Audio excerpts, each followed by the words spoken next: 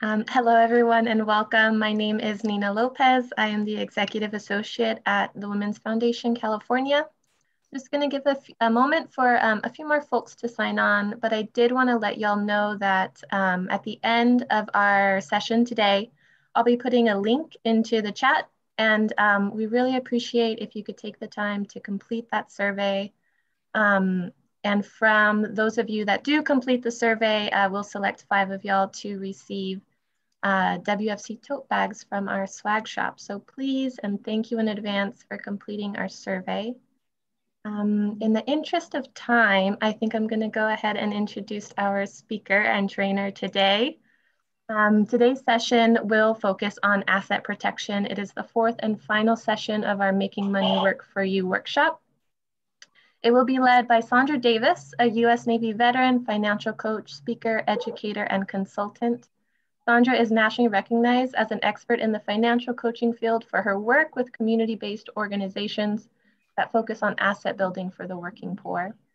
Saundra is also the founder and executive director of Sage Financial Solutions, a San Francisco Bay Area-based organization that develops comprehensive financial capability programs for low and moderate income communities throughout the U.S. Saundra, thank you again for generously sharing your time and expertise. I'll go ahead and pass it to you. Thank you so much. Thank you for inviting me back. It is always a joy to be with all of you. I want to welcome all of you, those of you who've been with us before, and those of you for whom this is the first time. We're going to do a couple of things tonight after we get ourselves grounded and arriving, which we will do now. We're going to check in on what progress we've already made, what things we're already remembering from our past sessions, and then we're going to focus on asset protection, or how do we keep what we have. The first thing that I'd like for you to do is notice your feet on the floor. Notice your seat in the chair or wherever you're sitting, and either lower your gaze or close your eyes, whatever serves you best. And just notice your breath.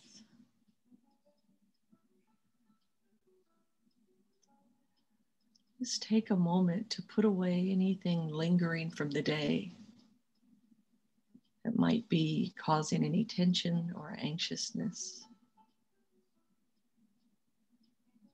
And if we notice any tension in our body, let's just take a deep breath and relax. Let the breath go. Let's set our intention for our time together. What do you want to get out of this? What must you walk away with after our call today? And let's take another deep breath as we come back together. And let that go. Now, as is always the case when you're with me, we're going to have for ourselves a no shame zone. That means all the shoulda, woulda, couldas, the things we wish we had done that we did not do, the things we didn't do that we wish we had, the money we loaned that we didn't get back.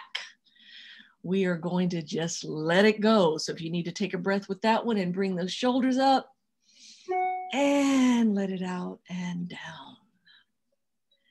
So we're just going to allow ourselves the space to talk about what it can kind of be a challenging conversation for some. And so we just want to acknowledge that. And if you find yourself triggered in any way, do the thing that makes you feel safe. If that means stepping away, do that. Knowing that when we talk about asset protection, we're talking about how do you do the things that honor your living legacy, right? How do we do the things that honor where you are now, what you've worked very hard for, and making sure that things go the way that you want them to go, not only while you're living, but also in transition. We all, there's always going to come a time that we are not here. And what do we want to do to make sure that the things that we have and the things that we care most about go to the people we care most about? So that's what we're going to be doing today. Why the heck are you listening to me? You're listening to me because I kind of know what I'm talking about. I have been in this field for more than 15 years now. This year is actually my 16th birthday in this field. I'm a teenager. I'm officially a teenager in the financial planning field. And I'm an entrepreneur. I've been self-employed for more than 30 years. Some years good, some years not as much. My education is a bit varied. I have a master's degree in financial planning. I am a distinguished professor in, now I can drive, thank you, Samara. I also teach at Cal Lutheran, and I'm pleased that some of my students are joining me here tonight, and also at the American College of Financial Services. And the reason that I teach is that it is important for, number one, people who enter the field to be able to do the work in the way that they want, and for consumers, you know, folks in the general public, to be able to find the services that they want. And so the thing that I want you to know as we begin to wrap up our time together tonight is that if you need specific one-on-one pro bono support, sliding scale support, there's help for you, right? There's help, and there's accessible help to meet you exactly where you are. I'm trained, and I train people who are financial fitness coaches. I'm a financial behavior specialist and a mindfulness teacher. I'm also an executive coach, but I don't really do that very much anymore. So tonight, what the heck are we talking about? We're talking about an estate. Many of us think we don't have one. If we think we don't have a lot of money, we might think estate planning is only for the wealthy. So if you've been with me, you know, through the other parts of this time together, you know that we start exactly where you are. And each one of you at the end of our time together will understand exactly what your estate is and how to protect it. If you are in our Spanish-speaking family, make sure that you call the number. I wish I could say that in Spanish. I'm working on it, not quite yet, without embarrassing myself. But we want to make sure that if you have questions, that you ask them.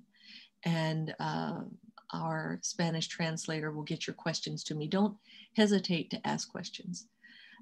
You can ask questions throughout. You can put them in the chat, and I'll answer as we go, and then we'll have a Q&A at the end. So we'll talk about what is an estate. We'll talk about protecting and directing your assets, and then evaluating how do you protect your assets while you're living. What is insurance going to look like for you? And then exploring wills and advanced healthcare directives. This area has been a challenge for me. I've been partnered with someone that we haven't done the legal marriage thing because who needs to do that at my age? But so we decided that we were going to buy a home together. We bought that home together 20 years ago. Now, when we bought that home, we bought it in my name only, and we had various reasons for doing that. It was a smart decision. We weren't dissatisfied with the decision. And if I die before him, guess what? He will have to go to court to get his own home. And so there's been something that I needed to do for 20 years. And I finally, in in April of this year during Financial Literacy Month, finally got it done. We finally did the trust. And so I'm going to talk to you about that. But the reason that I tell you my story is that what I want you to hear is that every day that you get up, you get to decide what you want to do about your financial situation. So it's not that I don't know better. I've known better for 20 years, well, 16 years. I've known better for 16 years. And yet it took me 16 years to do something, quite frankly, that's not that difficult to do. So, you know, we've talked a lot about the gap between knowledge and behavior. And so I just want to remind you that if there's any area that, you know, you're maybe not living up to your own expectations or the things that you know you want to do, that you start out with gentleness and kindness towards yourself as your starting point, and then still create the plan. You know, now with all the work that we've done together, you know how to create a SMART goal. You know how to set a goal and pursue it. You know how to create a budget. You know how to determine if investing is right for you. There's a lot we've done together. And so it may seem like, my goodness, where do I start? And as you all know, my opinion is that you start wherever you are. There will be some things that I ask you to look at tonight that may be time sensitive for you. So if you don't already have paper and pen or some other writing instrument of your choice, please take a moment to get it now, and let's get to work. So the first thing, to just like get clear, what the heck does this topic even mean? Asset protection means safeguarding your health, your income, your wealth, and your property. So type for me, what do you have to lose? What can you not afford to lose? Go ahead and type. What can you not afford to lose? Your home. What else? What can't you afford to lose? Health. Yes, Susanna. Health, income. Yes. Keep going. Job. Savings and investment. Nice. Home, savings. There we get family. Health insurance. There we go. All right. So when you're thinking about this topic, this is kind of where I want you to start. What do you have to protect? And if you recall, if you were with us last 2 weeks ago, one of the things that I asked you to do was to start with your inventory. And so the thing that I want you to do right now, I'm going to be quiet for a moment, and I'm going to ask you to write down everything that's important to you. We're going to take 1 minute and just write as fast as you can. It won't be comprehensive. That's okay. But 1 minute, write down everything that you have to protect. Go.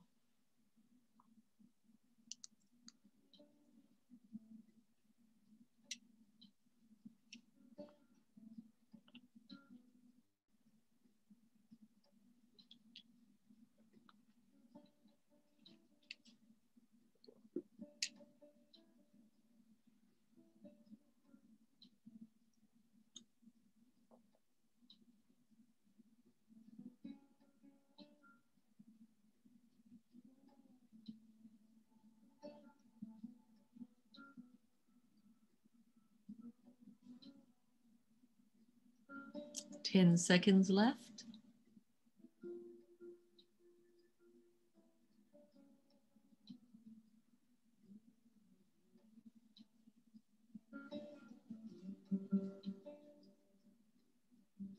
All right, go ahead and stop.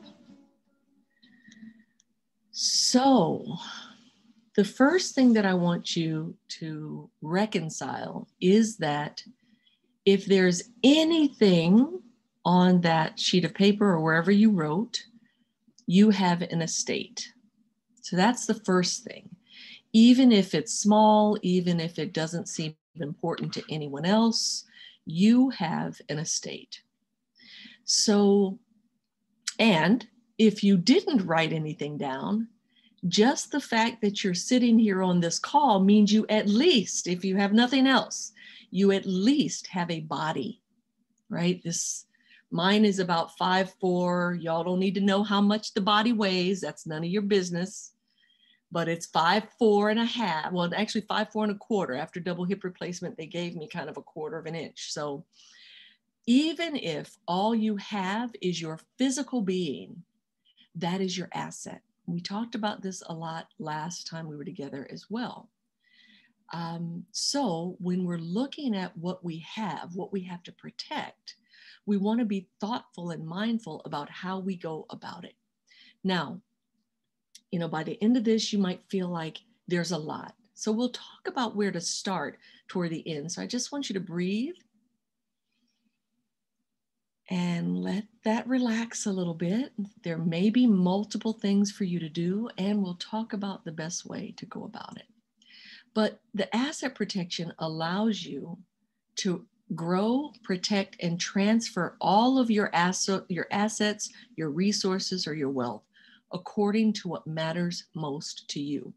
Many of you probably heard, I don't remember her name now, but there was a woman in Florida who was on life support, and her family disagreed as to whether or not she should be taken off of life support. And they actually had to go to court.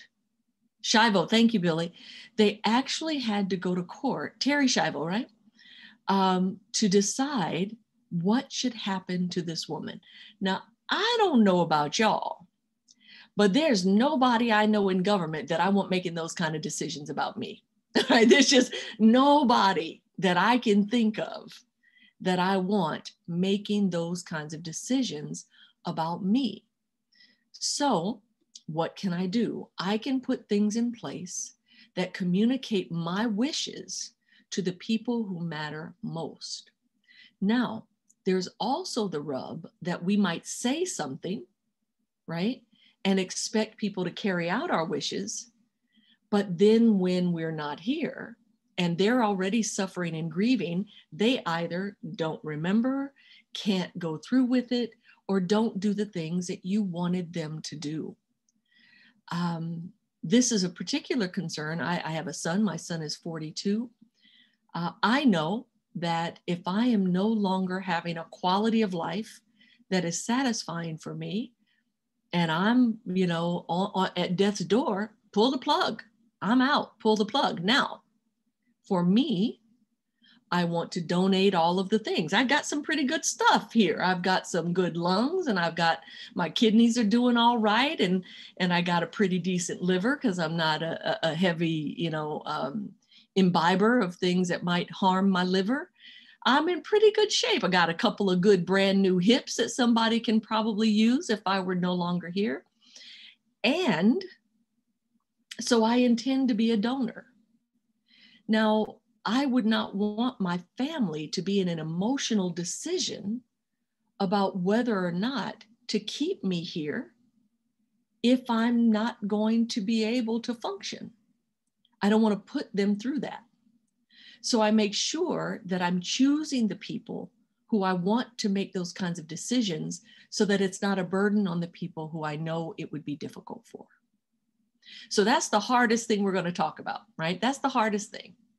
And some people do things like putting the donor card on the back of their driver's license, which, can be a good thing to do. Personally, that's not how I do it because I just don't think that's a side of the road decision. I don't want, to be like, if I've had a car accident or something and I'm on the side of the road and the EMTs come up and they say, well, should we save her or, do we want to use some of this stuff she's got here? So I don't want that to be something that they do. I want to make sure that my partner, or if not my partner, my niece makes those decisions for me. And I've made my wishes known to them, both in writing and verbally.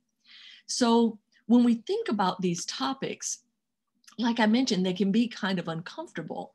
And when they become most uncomfortable is actually when we don't talk about them. How many of you, go ahead and type for me, how many of you have gone through the experience of a loved one who's no longer here?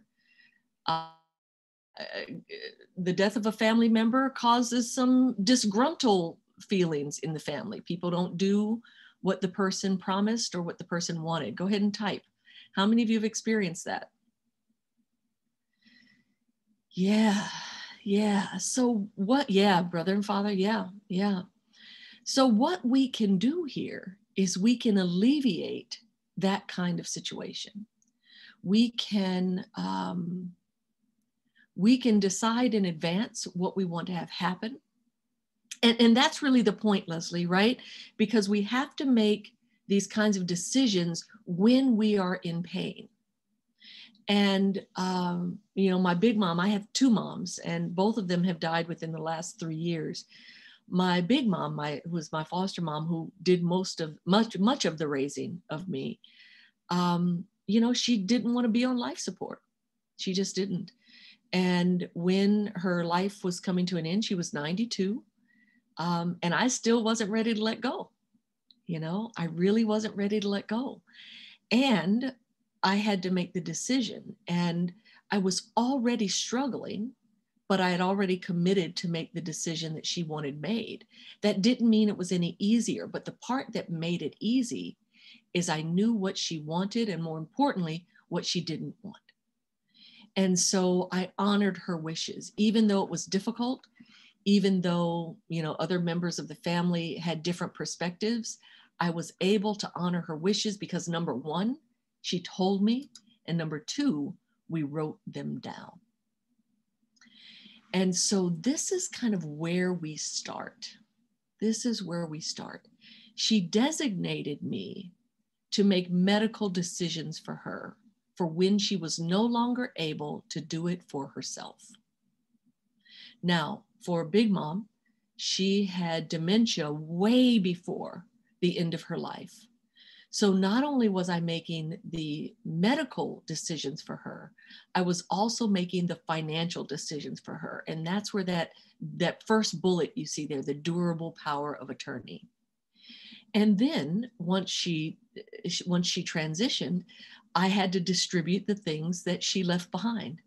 I happened to have one of her nightgowns, and I made sure that her granddaughters had some things that were really important, like the things that we wouldn't think, right? Her granddaughter wanted her pots and pans. One of her sons wanted a big picture of her and her husband. And so don't assume that because something isn't financially valuable, that it's not valuable to the people you leave behind. And some people choose to distribute those things while they're still living. Like I have some stuff that I'll give to folks while I'm still here. And there will be some things that I'm just not ready to give up until I leave here. And I'll put those in my letters of instruction, right? Of the things that don't have any financial value, but they have sentimental value. And all of those things will be written down. Now, who knows what happens once I'm no longer here, but I will have done everything I can do to make sure that we keep the grieving family members from getting into disagreements about material things, when the fact is, most likely they're grieving, and we want to make sure that they're able to manage. Now, the last bullet here, and the reason this is last and not first, is that I want to spend a moment here. How many of you, go ahead and type for me, have children under or people you're guardians for? They may not be children. People for whom you are responsible or who are under the age of 18. How many of you have children under the age of 18? Yeah, Susan, that's the thing, it doesn't have to be about the money, right? It doesn't have to be about the money. And that's one of the things that's so important about our work, is that when we choose to take that on, I hear you, Jennifer, when we choose to take on that responsibility, we have to be really clear about what people want and what we're willing to do. There are some folks that I just can't do this for them because I know I wouldn't be able to carry out what they want, right? And so it's important, whether you are the designator, the person who is asking people to do this, or the designee, you may decide that, I'm just not the one. But the reason this minor children thing is so crucial, and I'll tell you like this, my biological mom, she died 2 years ago, but my biological mom, when I had my son, I was 19 years old. And I was so not ready to be a mom. I mean, I was clueless, had no clue what I was doing. I was a kid myself. And so I had this kid, and he was so cute. He's still pretty cute. He's 42 now. So, he's cute in a different way. But my mom, I was in the Navy. I was active duty Navy. And the Navy requires you to appoint a guardian in the event something happens to you. Now, if the Navy hadn't required that, I wouldn't have known to do that. In Black families, if somebody dies, somebody in the family just takes the kid, right? There's no like going to court and doing things. You just take the kid. In the generation that I grew up in. Well, things are different now, right? Things are different now. And we want to make sure that we're preparing for our minor children to be taken care of if we are no longer here to do that. And most family members, many parents don't think about it because they just assume it would be an easy transition. And we can make it easy by appointing guardians. Now, here's the rub. As much as I loved my mama and loved how much she helped me with my son, The fact was, my mom was horrid with money. So what do? Do I give my mom the son and the money? Or do I appoint someone else to manage the money and make sure the money gets to my son? Everybody's circumstance is different. The point is, you have choice. You get to decide if the person who you know is going to be the best guardian or parent for your child is not the one that you would trust to make decisions around financial life, and you decide to use life insurance or some other way to fund the care for your children. Those are some options that you have. I don't want you to think that, if you say, well, I want X person to raise the child, but that person is not going to be the one to make sure that child gets to college. They may be great for the nurturing of the spirit of the child and the care and feeding of the child, but I want to make sure that money is there for whatever you want money to be there for. So you get to decide. You get to decide. And so in each one of these decisions, some people think of this as giving up control. The durable power of attorney for finances. When Big Mom started to lose her memory, she really had made some financial choices that I'm sure she didn't intend, but caused a lot of financial distress. So once I took over all the bill payment. I took over all of the banking. I took over everything. Now, here's the thing. If you give someone that kind of power, talk to me, type, what happens if you give someone that kind of power over your financial choices?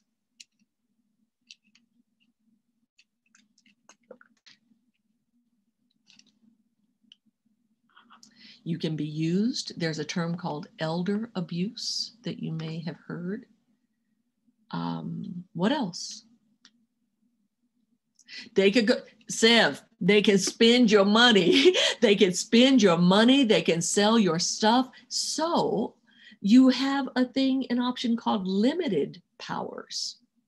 And so you still get to decide what they can do and when they can do it. Right? And when they can do it. It's important to understand that that durable power of attorney dies when you die, because then your will takes over, right? The durable power of attorney is when you're living, and the will is when you're dead. So, and the reason I say the word dead is because we just might as well get used to it, right? Nobody on this call is going to get out of this alive, right? Every single one of us, nobody's getting out of this thing alive. So the earlier we reconcile that notion, the better off we will all be. So where do we begin? The first thing is that little list that you've just written. What do you have to protect? So one of the things that I invite you to do, and let me see if I did this here. Yep, there we go. Take an inventory of your assets. We talked about this before. We also talked about what you have to protect. Now, I know there's a lot of comments. I'm going to get through this part, and then I'm going to scroll through and answer any questions there. So if you have questions, put them there. Who should get your stuff? Who should handle your affairs if you are not able to do so? And who should make medical decisions for you if you're not able to do it? I would identify your primary person and the backup person. Now, John and I, we travel all over the world. If John and I die at the same time, he can't make decisions for me and I can't make them for him. So we have 3 layers, and we did it by generations. We're, of course, each other's power of attorney and an advanced healthcare directive. And we have one is a generation between me and my son, right? There's my son. And then there's someone in the younger generation, because if I live another 20 years, my son might predecease me. So I want to make sure that I've got a couple of generations covered in the event my first choice is not available to make these decisions. And so when you think about it, I'd like for you to think about it in the big picture. Most of us on this call are going to live well into our 80s, right? And so I know that's a shock, right? But most of us likely will. I'm 60 years old. My mom died at 88. Big Mom died at 92. So I got some pretty good genes, you know? And so, you know, we'll see how long I hang out here. But the main thing is I want to make sure that I don't leave room for error, right? I don't leave room for error. So when we take this inventory, there's a couple of things that I want you to look at. How many of you are, I guess we'll have to do it by, can't really do a show of hands, can I? How many of you are homeowners? Go ahead and type for me. Go ahead and type. How many of you are homeowners? Yep. So what are some of the things that you do to protect your home property? What do you do to protect your property? Yep, you get insurance. And security cameras, insurance, all of these are asset, barbed wire, okay, Eric. All of these things are asset protection. If you have a condo, you have insurance. The condo association has insurance, but guess what? The condo, I live in a condo. They don't take care of anything inside of these walls. So I have to have condo insurance to take care of what's inside of these walls. Now, Susanna, that's a lovely thing. You get a large dog. Do you also like people? Susanna, do you like people? Yes. So do people come to your house?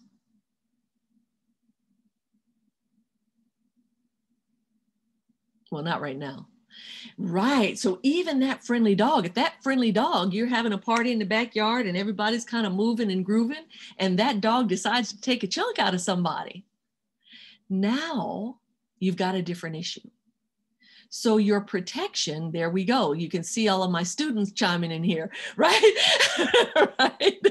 So what we need is to make sure that we are protecting all of the different assets, right? And we're thinking about all of the areas where we put ourselves at risk, right? And so for some of you, you may be young enough and healthy enough to buy life insurance. Life insurance is designed to be income replacement, but it has a host of other purposes, and people may choose to use them in different ways. One of the concerns that I have about life insurance is, are you doing what's best for the salesperson, or are you doing what is best for you? And so one of the things that's really important here is to recognize when someone is selling you a product that is better for them than it is for you. And that's why you understanding your possessions and what you need is so crucial. And to Billy's point, the same thing so the renters, and I tell people all the time, often when I'm talking to folks who are just out of college or in the early stages of their career, people don't have renter's insurance. And often they think, oh, well, you know, it's not a big deal. The stuff I have is not that valuable. That's often what we say. The stuff I have is not that valuable. Well, the fact is, it doesn't matter if you're still using the same futon you used in college. You're not trying to pay for that. You have to pay to replace it. You have to pay to replace it. So that's what you're thinking about. You're looking at your inventory and you're looking at what would it cost you to replace those things. And then you want to base what you do based on that, rather than, oh, you know, this futon is, you know, I keep using futon because, you know, I have one in the other room, right? You know, I have the futon that I've had for 35 years in the other room. And so we want to think about, what does it cost to replace what we have? Live here in the condo, and about, I guess maybe 11 years or so ago, one of my neighbors, she was frying chicken, and the chicken got away from her, and she set a fire in her condo. And there, yep, exactly, Shirley. So there's one place, then there's her next door neighbor, which is upstairs and downstairs. She had a 2-story, but then her neighbors are upstairs and downstairs. And then behind her was another upstairs and downstairs. My man, being the superhero that he is, he ran in the house, he grabbed our fire extinguisher, he goes out, he keeps the fire at bay, but it's traveling through the walls and did damage in 5 places. Yeah, we'll talk about that, Susan. They did damage in 5 places. 2 of them had insurance, condo insurance. and 3 of them did not.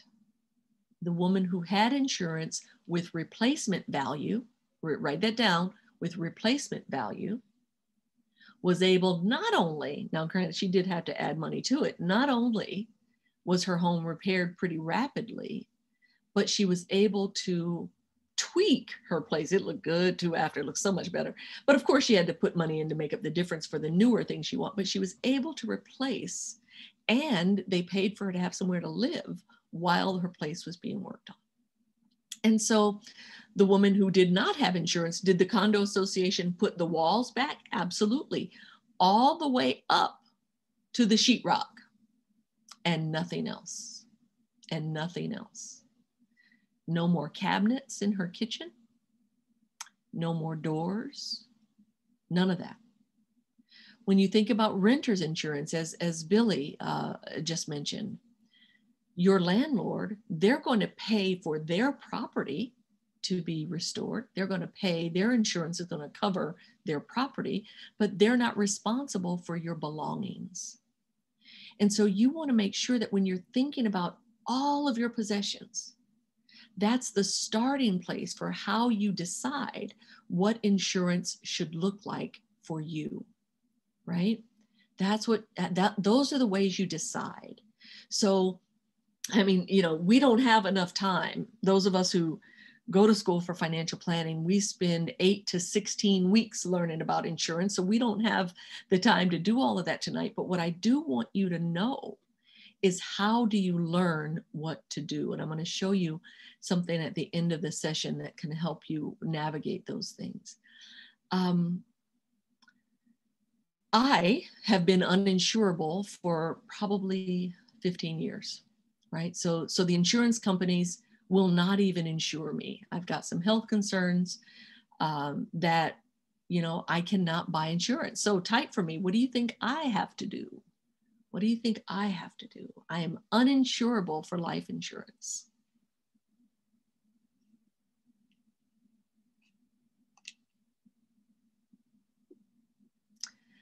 Yeah, it's called self-insuring, which can be pretty doggone expensive. Eric, I got to stay really healthy, and I have to save enough and invest well and wisely.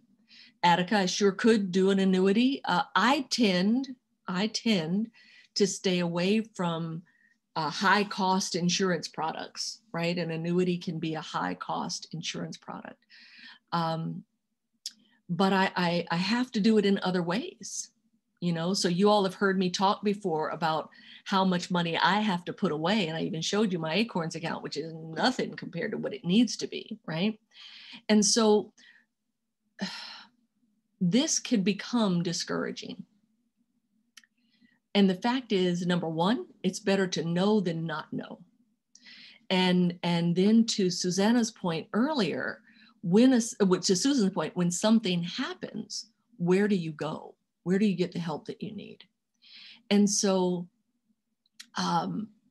that's kind of what I want you to walk away with this evening. What is going to be your plan?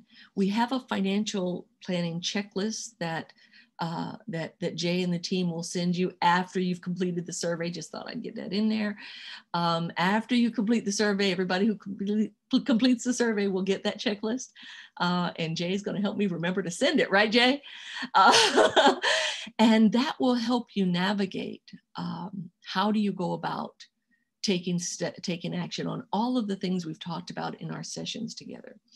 But what I'd like for you to think about, number one, is protecting your health. So what are the ways we protect our health? We stay healthy, so we eat well, we do all the things.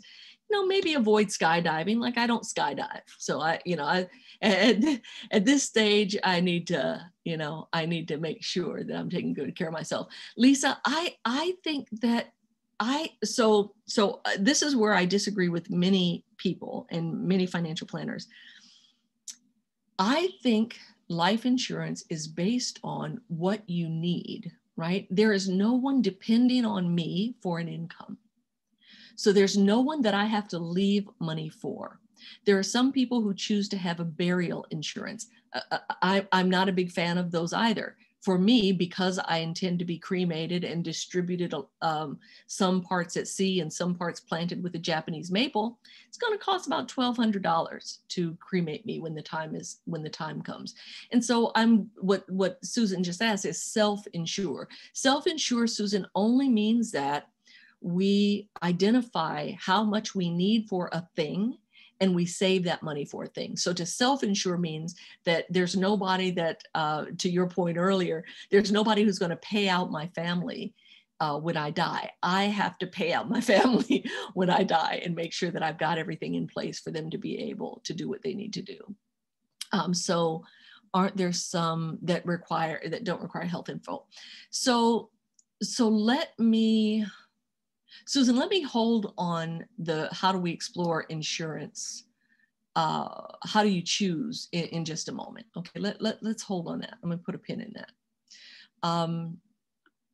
So Eric, you're right. And I would like to see you saying it depends before you say no, because it does depend. The standard financial planning answer is it depends. It depends. And that's just always true. It doesn't matter what the question is. The only right financial planning answer that's always right is it depends. So first of all, taking care of our bodies, taking care of our health, and making sure that we have the insurance. Yeah, I know. I trained him, Shirley. So the making sure that we have what we need to keep our health, right?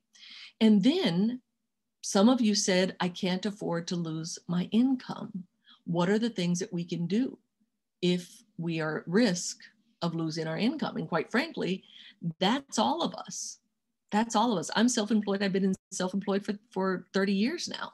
And what would happen if I couldn't work anymore? So Michael is referring to disability insurance, right? And there's short-term disability insurance, and then there's long-term disability insurance. And so you want to make sure that you're protecting your income, right? There may come a time, I told people when I first became a financial planner and started doing what you see me doing here today, is that I can do this well into my 70s or as long as my brain holds up. But what if it doesn't? What if my brain doesn't hold up? Then what? And that's where the disability insurance comes. Now, some of you, if you're employed, if you have an employer, they may provide disability insurance. You want to understand that. You want to understand that. So right now you're making a note. If you are employed by someone and you are an employee, you want to find out, what does the disability cover? What does the state disability cover?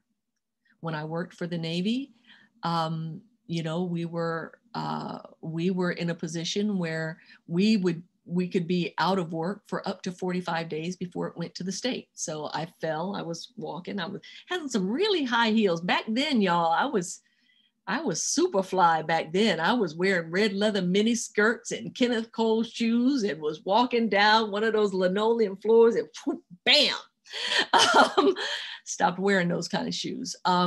So I was off for 45 days. And then it was the choice to go to state disability or to go back to work.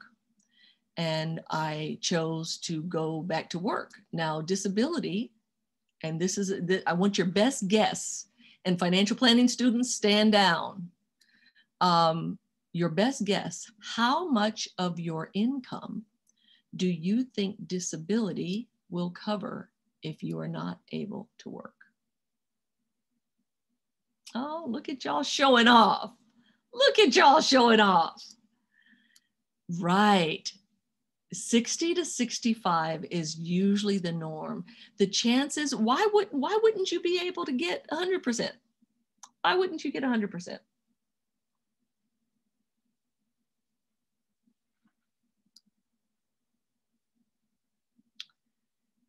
Why wouldn't you be able to buy 100%? They want you to go back to work. Exactly, Bella. Exactly, right? And so we want to make sure that we understand how these things work, right? We want to understand how these things work. And while they can seem very complex, and many of them are, the fact is there's things that you can do for yourself, and then there's things that you can get help for. And that help comes in many different ways. You know, I talked to you all about afcpe.org and the free. Go ahead, students. Do you get taxed on disability? Free financial counseling and coaching during COVID. So if you are finding that you need somebody to help you with, if you need somebody to help you navigate some of these topics, you can get some help for free, right? You can get some help for free. And it depends. Nice one, Jeff. Thank you, Eric. It depends on who paid the premium. So those are, so here's the thing, y'all. Here's what I want you to know. That when you're making these kind of decisions, I want you to think about what you need first. I don't care if it's your car insurance. I don't care if it's your homeowner's insurance, your renter's insurance. Make these companies defend why you stay with them. I remember I was with X auto insurance company for years. And I just didn't shop around. You know, they'd come back around, say, hey, it's time to re-up. And I would just re-up. I didn't give it any thought. I didn't explore how it compared. I didn't do anything. I just kept doing it. And then after I became a financial planner, I started evaluating my insurance every year. I evaluate everything every year. I make them earn my money every single year, including cable. So this is an aside. It's not insurance, but I'm just saying, while you're looking at everything, look at everything. Because every dime or dollar that you spend on something that is more than you need, or the price is more than it should be for what your needs are, that's money that you can't save, that you can't invest, that you can't self-insure if necessary. So remember when we talked about emergency funds, one of the things that I invited you to do is that if you're starting slowly with your emergency fund, the first level of your emergency fund, make that your insurance deductibles, right? So I have one fund that is my insurance deductibles, my car, condo, everything. I don't pay health insurance because I'm a disabled vet, so I can go to the VA for my care. But everything else, I add up all of those deductibles. What would happen if an emergency happens? And I make sure that I can cover that. And that's my baseline emergency fund. Now, as you all know, because you've seen me do this before, I've exceeded that. I have like 3 tiers of emergency fund, but that's the first one. How do I make sure that if I'm stuck on the side of the road, that 1998 Acura says, hey, I've done all I can do for you, Saundra, I'm out, I can pay the deductible to get it towed or whatever needs to happen, right? And so we want to make sure that when we have the item in place, we also have the means to bridge the gap between the time period of what occurs and when the policy comes through, right? And so that's the reason I think Susan said earlier about how quickly the insurance came for. And that's one of the things we have to look at.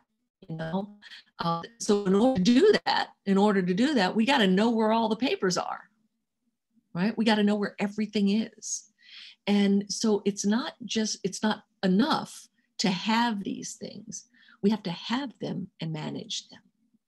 And so that means we know where our investment documents are. We know, says my connection's unstable. If I have to turn my camera off, y'all let me know if you're having trouble hearing me. If I have to turn my camera off, I will.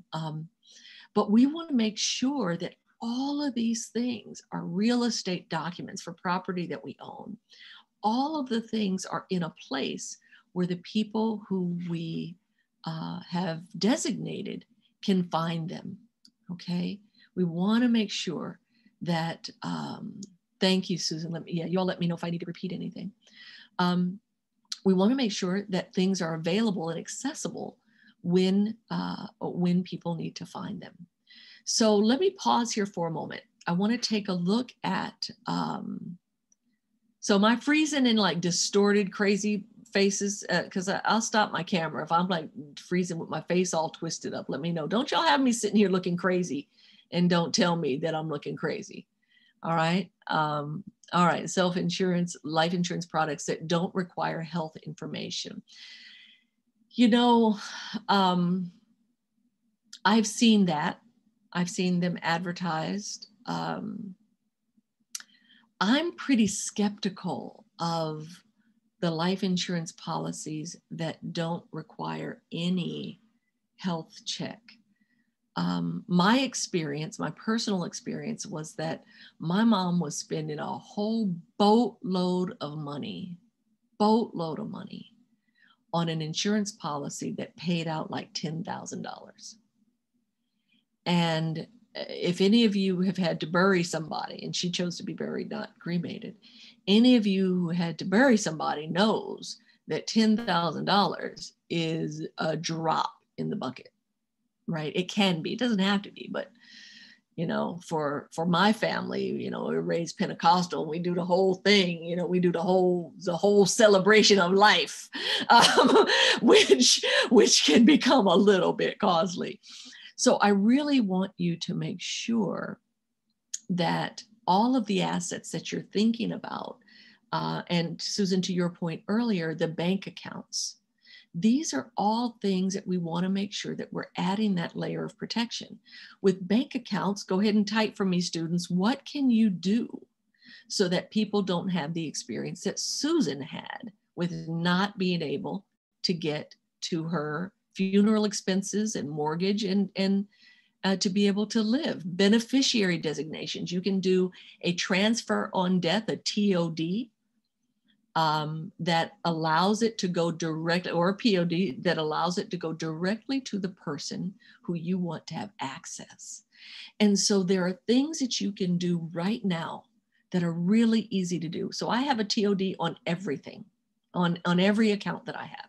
If it's a joint account, it's not a big deal because John is on it already, but we also have a TOD in that. What if John and I don't make it home from one of these trips that we take, right? And so we want to make sure that we're looking at all of the layers. And we're going to talk a little bit more about that.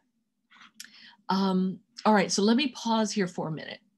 What is resonating or standing out for you right now? What's happening? Transfer on death, Lourdes. Transfer on death. And you do that with your bank or credit union. And what you do is you go in and you say, I want to do a TOD for my account. And you put it on there. And mine has 2 layers again, because I'm crazy that way. It has John first, and then it has my son, or in many cases, my granddaughter, because, hey, you know, once you have grandchildren, the kids, you know, who really cares about them at that point? What that does is, to Eric's point here, is it helps you to avoid, well, it helps your family to avoid probate. And what probate does is it is a legal process that transfers your assets. So the beneficiary, go ahead, team. There we go. TOD and beneficiary are the same thing for different assets. Your 401k, your IRA, your investment accounts, they may call it a beneficiary designation. If your kid is a minor, remember, Susan, when we were talking about, Eric, I want you to be a little bit more specific when you're making a comment like that. What's important here? What is important here? If the child is a minor, they won't be able to receive the asset. And this is where we talked about the guardian, right? Now, again, you may say the person managing the child is great, but I don't want that person to manage the money. And that's where you would look at having that transfer on death or beneficiary designation to someone, or put it in a trust. So let me tell you how I decided it was right for us. We had the property, and we actually have 2 properties. One of them John and I live in. the other people live in. Those properties will go to two different people in the event of my death. So rather than John have to probate to go to court to get his own house, the trust makes sure that he gets this condo if something happens to me.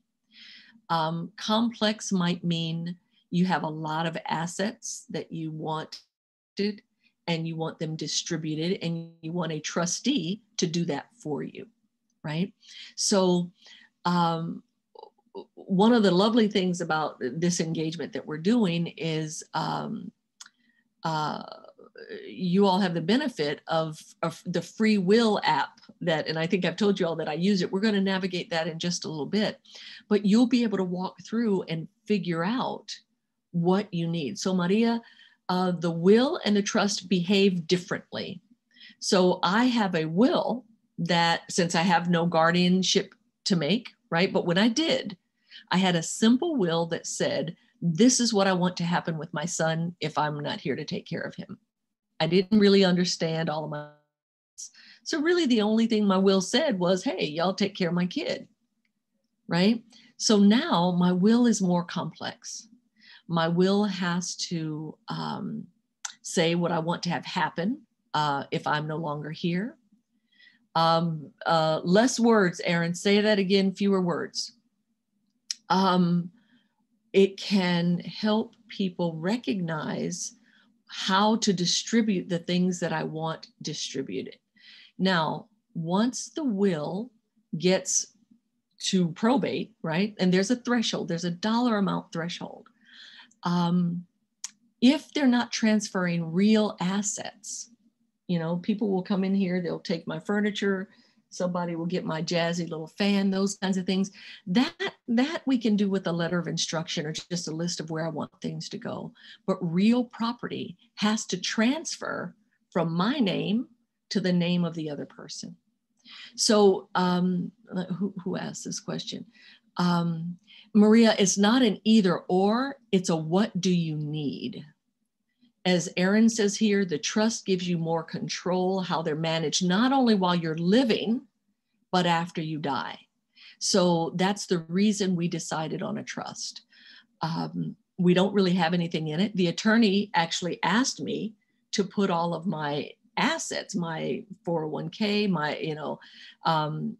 but I don't do, actually, I'm sorry, she said the opposite. Put my bank accounts in the trust, but don't put my 401k, my 403b, or my investable assets into the trust, because we do that with a beneficiary designation.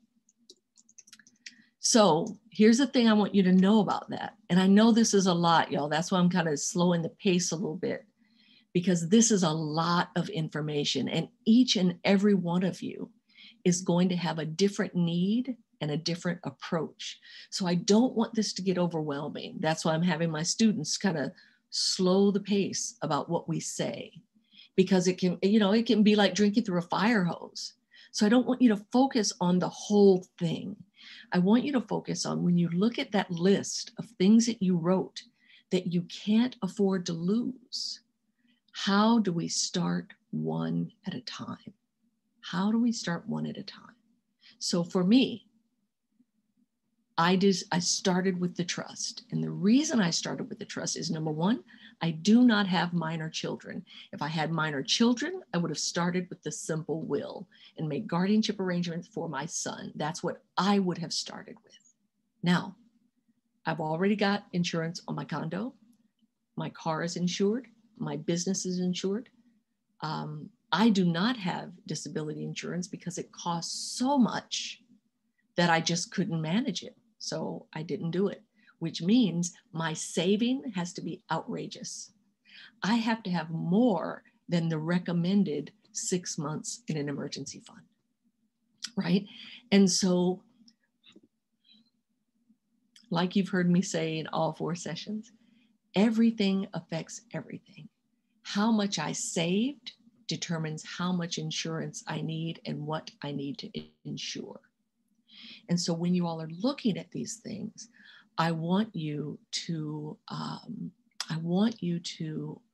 focus on where you are at the highest risk, where you are at the highest risk. If you have kids, I would start there. If those kids will be depending on you for income, it may be an indicator that life insurance is a good choice for you. I'm going to just say this straight. I normally try to avoid being specific about products, but the Gerber baby plan, let's not with the Gerber baby plan. Okay, let's not. The challenge of those kinds of things is that they are seldom exactly what you think they are. And more often than not, we don't need insurance on babies, even young children. People then say, well, what if they die? Babies die. Yes, they do. And, there are just so many other ways to pay for those kinds of things. So I would invite you to be really thoughtful and cautious about over-insuring to the point where you cause yourself financial distress, or you buy insurance that you then can't maintain. There's a company that will remain nameless that back when I was a broke student, I was 32, my son was about, maybe 12. She pulled on my heartstrings. Oh, your son is going to appreciate this and he's going to look at this insurance policy. They put it in this big old folder that was laminated and all of the things. I was a broke student, only making work study wages, and she sold me something that I couldn't keep. So she not only didn't help me, but she harmed me. And so I want you to be thoughtful about the choices that you make about how you spend your money for asset protection. We'll share with you a couple of ideas. The folks that I start with, if you are low income, Mass Mutual has a free policy for families with dependent children. And it is free to the parents. And I believe it's $50,000 to pay for college for your children if you die before they go to college. There are things that you can do. Yeah, Mandy, that's they got me too. Don't feel badly, sweetheart. Don't feel badly. So what I want you to take away from this part is, first we breathe. We focus on what is most pressing. We then look at where are we at highest risk, because we might have an emotional pressing issue that is not the highest risk. So for me, if I'm a parent of a young person, or I'm taking care of elders, which was the case for me, the simple will, the advanced healthcare directive, because at any point in time, I could be at risk and I want someone to be able to do that for me. John and I are not legally married, so I had to appoint him as, he's not my next of kin. What generally happens is your next of kin would be the one to make those decisions if you don't have an advanced healthcare directive. The challenge is, does anybody know how to find your next of kin? Does your medical provider know who that person is and knows how to reach them? If you have the advanced healthcare directive, you want to have a copy of it yourself. You want to have the person have a copy of it, and you want your medical provider to have a copy of it. John and I travel to Africa a lot. We travel out of the country a lot. He has his, I have his, he has mine, I have mine. And because we're both veterans, we're seen in VAs wherever we go.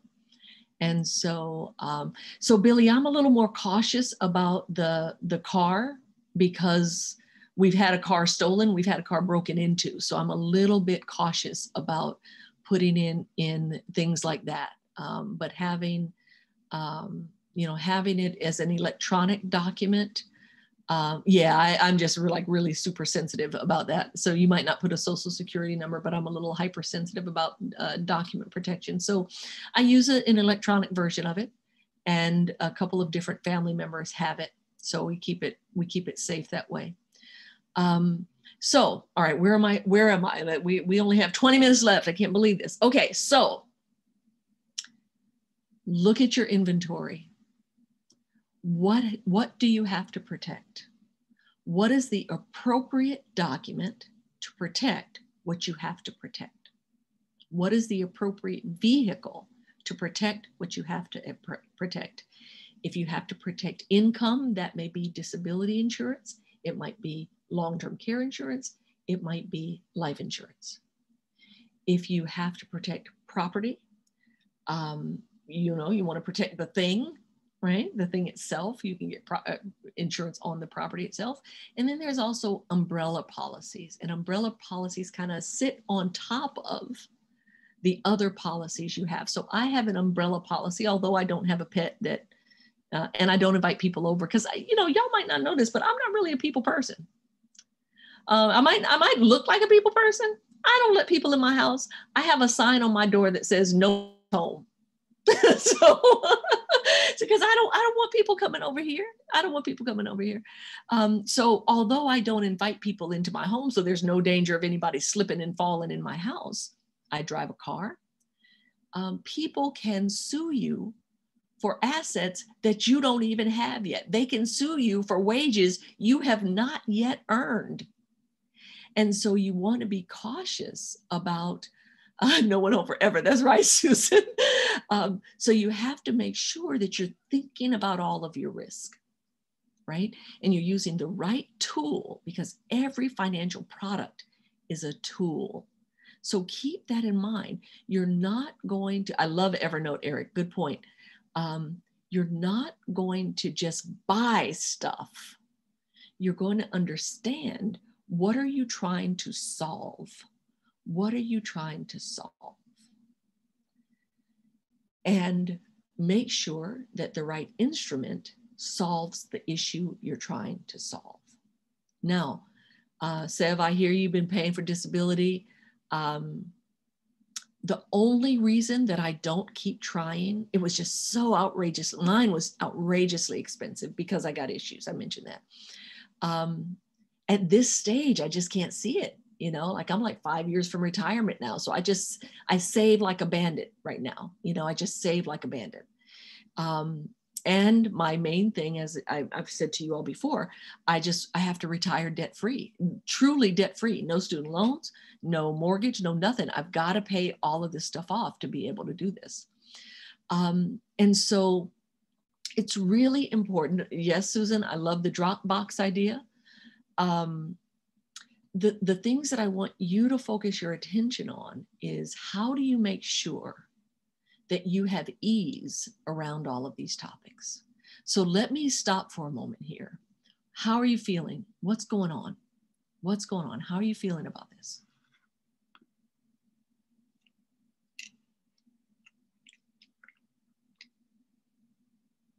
Yeah, and Anisha, some I have not seen my directives. So I'm not actually familiar with that one. But I do make sure that I update it. I won't say every year because it doesn't really change that much, but I do update it periodically. Yeah, Judah, say a little bit more if you're willing. Say a little bit more. You can unmute yourself and talk if that would be helpful. Yes, Susanna, I don't recommend products, and my team, the students in my class will not be doing that either, but I will say a little bit more in just a moment.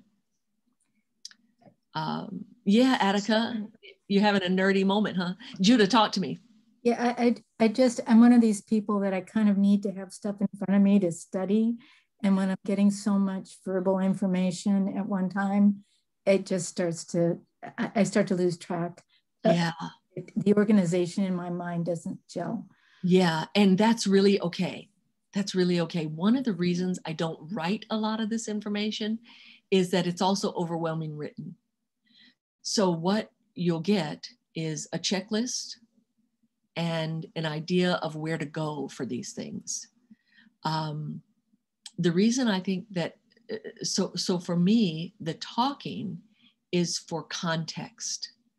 The main thing that I want you all to take out of this conversation is understanding, number one, you have an estate, even if it's only your body. And there are very easy things that you can do to take action. You can do your own advanced healthcare directive. You can do your own simple will. You can do your own beneficiary designations. You can do your own transfer on death. Those are really, really easy things to do. The hardest part is the part we're doing right now. And that's the thinking about it. That's the hardest part. Once you've decided what has to happen and what's going to serve you best, then start to gather the information. My concern is that when there's a whole bunch of stuff, it's hard to know where to start. It's hard to know where to start. And so that brings us to what I think is the most important aspect of this conversation.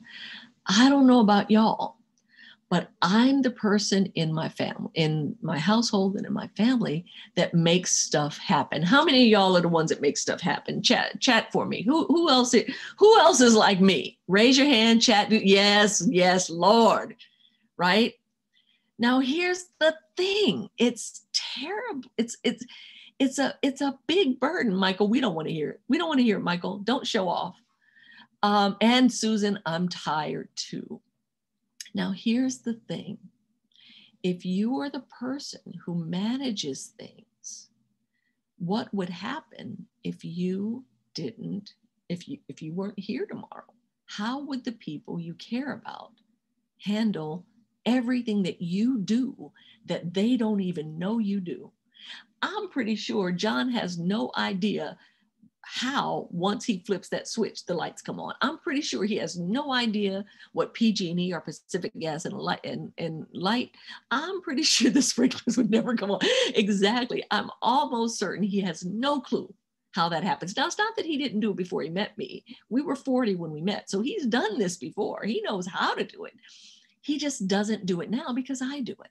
I have things set up on automatic pay. I have all kinds of things happening that if I were not here without this family operations manual, he wouldn't know where to begin. So we have to remember that if we're the ones who control those things, we have to put everything down in a way that they can look at it, whether it should be written and electronic, so that they can choose, Susan, so that they can take the actions necessary to maintain the household, right? To maintain the household and to maintain their lives at a moment when they are grieving.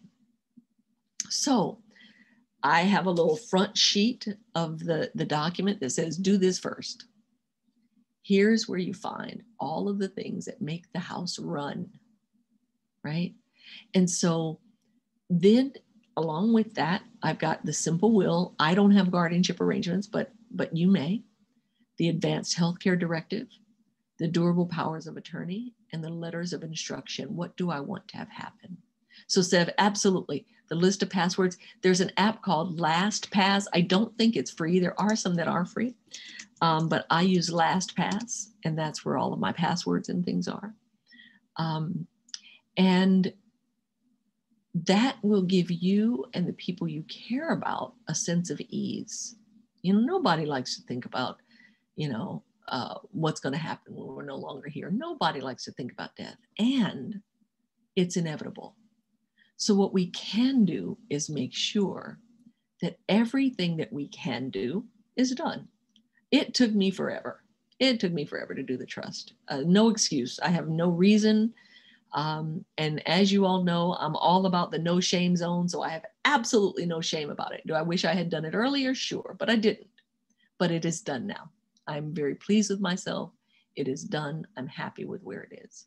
So for you, look at your inventory. It's going to do two things. It's going to help you out with that balance sheet that we talked about a couple of months ago, right? It's also going to help you know what to insure and at how much. You don't want an insurance person telling you how much your insurance should be. You want to be able to say to them, hey, this is what it will cost to replace the things that I care about. And you want your policy to reflect that, what is real for you, right? Let me pause here. Hit me with any questions. I'm going to scroll back up and see if there's anything that I missed. And actually, Erin, would you do that? Can you scroll back through the chat and see if there's anything that we didn't respond to that we should?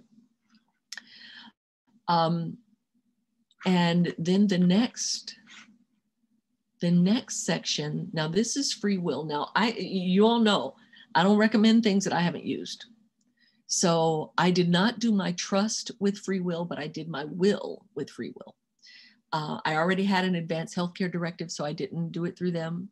But what I like about this platform, and I don't really fully understand the relationship, to be honest, Jay, I don't know if you want to say something about it or if there's someone who can speak to it more eloquently than I,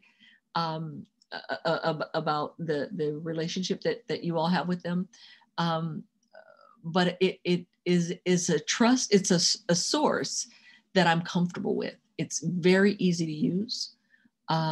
They didn't ask for my credit card information. They do actually ping you if you haven't finished a document. And so I found it really helpful and I actually enjoyed using it. Who wants to say something about this? I can share a little bit. Please. Hi, Hoon Yapin with the Women's Foundation. You know, our partnership with Free Will is really an acknowledgement that a lot of us don't have access to services like building a will or a trust. And so, you know, we are partnering with them to provide this service for free to our network because we believe that everyone should have protection of their assets and what they own and have control over it. And so, yeah, Nina put in the link to Free Will where it links to our partnership and you can check it out. I'm working on my trust through there as well, and they do ping you until you get it done. Yeah. Anyone else? And it's really easy. They walk you through the whole thing, and the questions are clear, and they have directions on there that are really clear. Yeah, that's what I enjoyed about it as well. That it was really easy to use. This can feel huge, you know. This can feel overwhelming, and just know that you're not on your own. You know, you're just not on your own. There are some things that no one will be able to do for you. The parts that no one can do for you will be the thinking. Now, a coach can help you think through it. A coaching engagement can help bring things out that might not be top of mind for you, but the decisions are ultimately yours to make. And so when you're thinking about these kinds of things, you know, when you hear things like Aretha Franklin died without a will, Prince died without a will, you know, who knows why they decided not to do it? I don't know. You know, maybe they were just like, hey, you know, when I'm gone, I'm gone. I don't care what happens to all this stuff. Who knows? Decide if you want that to be true for you. You know, I think that one of the best things that we can do for our own peace of mind and the peace of mind of those that we care about is to make sure that anything that is really important to us is written down. Really important is written down. Lourdes, do we need to hire a notary? So with the will, there's a thing called a holographic will. And that is that if you write it and you sign it, it is valid. The challenge is that if people challenge it, and if there are other wills, if you've written various versions and they're floating around, you can't transfer real property that way because they'll still have to go to probate, right? So I wouldn't be able to just write down, well, I could write it down, it just wouldn't matter. I can write down, you know, this house is John's, and he'll still have to go to court to go through probate to get the house transferred to him, because the house is a real asset. So, you know, a notary with the advanced healthcare directive, I did not need a notary for that. Financial planning students, Help me out here. So the last thing that I want to say is learning about insurance is, yeah, thank you, Billy. The last thing is there's a link here about insurance, and I'm going to pull that link up in just a moment. And then there's also one about estate planning. I really like, and I would tell you, if I didn't like the free will site, I wouldn't be talking about it. And that's just, hopefully you all know me well enough by now to know that if I didn't mean it, I wouldn't say it. I think there's a lot that you can learn there, and you can find the support that you need. Now let me see if I can get to this. It's not going to let me click through, so I'll have to do that in just a moment. So let me just pause. Are there any other questions about what we've already talked about?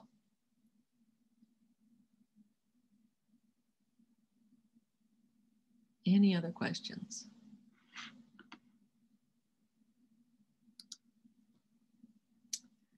In the last few minutes we have left, I just want to remind you of the things that we've done in the journey that we've been on together. In April, we talked about budgeting and how do we raise more, make more, spend less, or a combination of the two. We talked about our different styles, you know.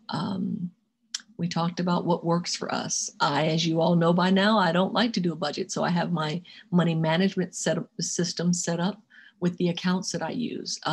Attica Trust is beneficiary of retirement accounts. So no, I misspoke. My attorney wanted me to put my bank accounts, not my retirement accounts. My retirement accounts are transferred by beneficiary designation. And the reason for that is it avoids probate, right? So even if, say I didn't do the trust and the house, John had to go to the court for the house, the beneficiary designation, it avoids probate. So nobody would have to go to court. Whoever's named beneficiary would get the asset.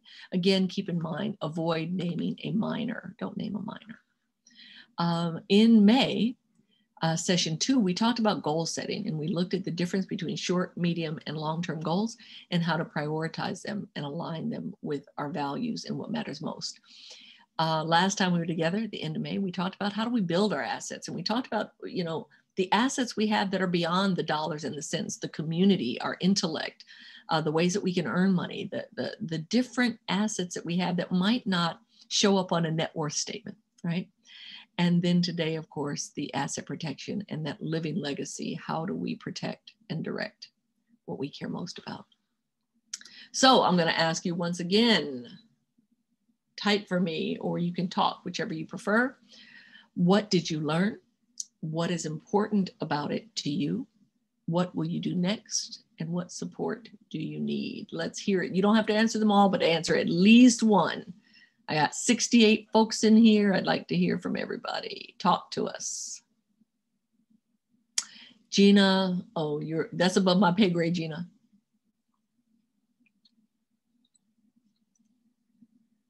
Review assets and come out. Yep, there we go. Thank you, Susanna. Nice one. What else?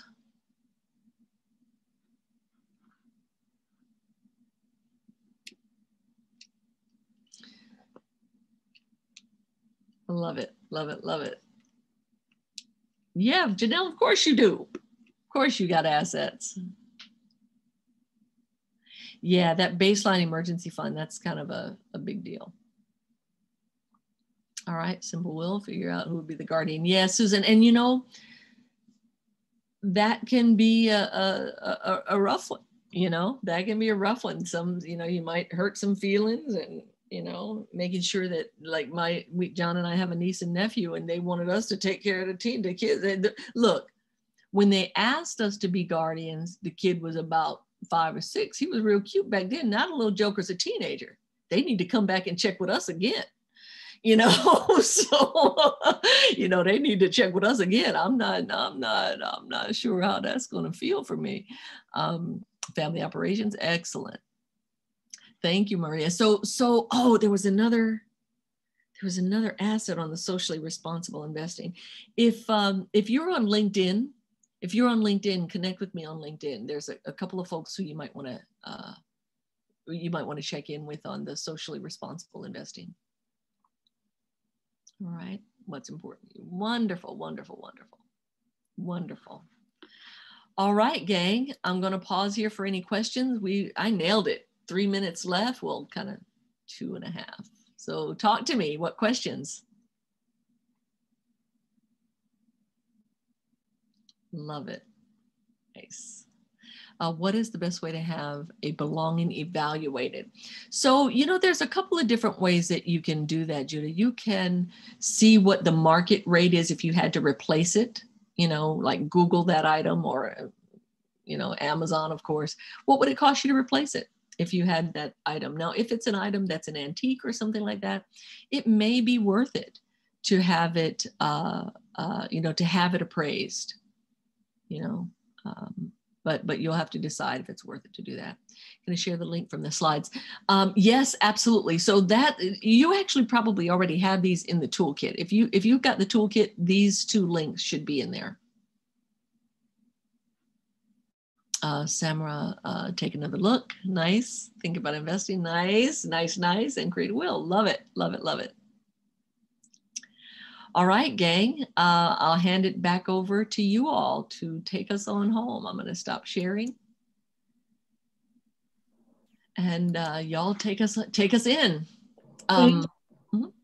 Thank you so much, Saundra, for just that really powerful and informative session. For all our participants today, you'll receive an email from me with a link to the recordings from all of the sessions in this series, as well as the survey link. I just dropped the survey link in the chat. Please complete it when you can. We greatly appreciate your feedback.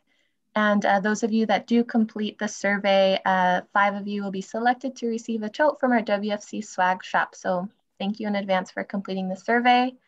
And Saundra, my deepest thanks and gratitude for just guiding us through these sessions.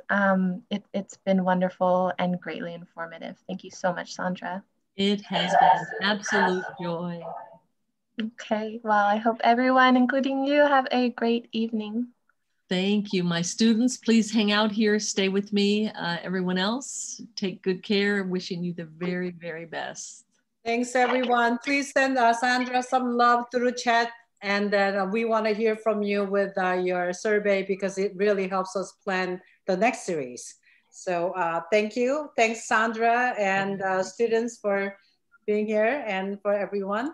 And have a good evening. Thank you. Thank you, Saundra. And Nina,